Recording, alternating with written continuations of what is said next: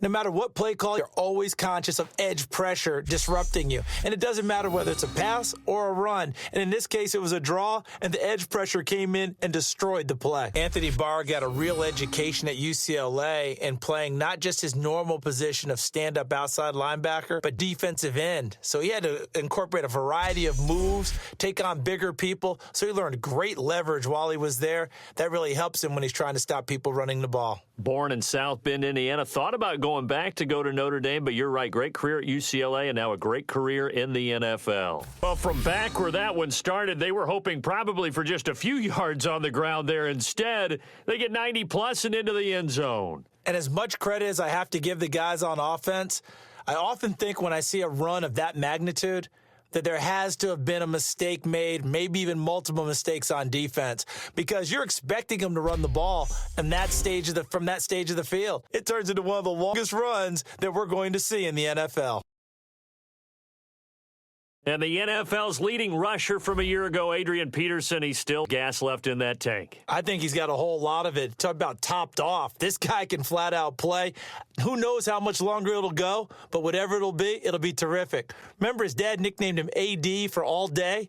How about all time? 3 times he's led the league. 4 other times he's been in the top 6 in rushing. He's already found the end zone once, and now he's ripped off a big chunk of yardage here on this one. His confidence is awfully high.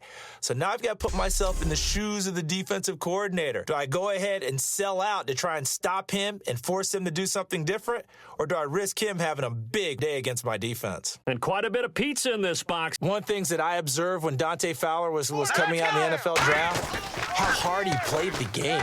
Every time I turned on a tape, he was either rushing the passer, making a play in space against the ball downfield, or hustling from one sideline to the other. How about that play right there? Making a nice tackle, holding it to a short gain.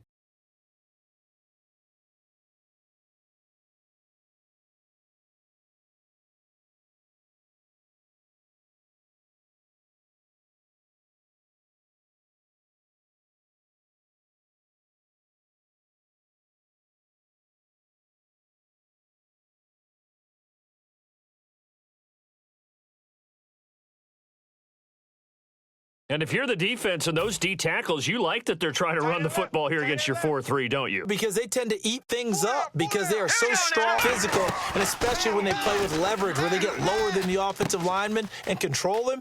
And what I love about the good defensive tackles, they can play over the guards, they can slide and play over the center. Nobody in the offense likes that day when they have to deal with those guys. And I think that the spreading of the field, the extra receivers, has really become the next in the evolutionary chain in the NFL. Go all the way back in that situation, you're handed to the fullback, right? As we evolve, maybe you pitched it to your tailback. Now you spread the field, and you have your choices of where to throw it and complete it for a first down. It was the dreaded post corner for any defensive back because you think that he's going all the way to the post in a deep route, and then he breaks it off to the corner. That's your hips and get there. Well, he didn't flip him in time. Big play.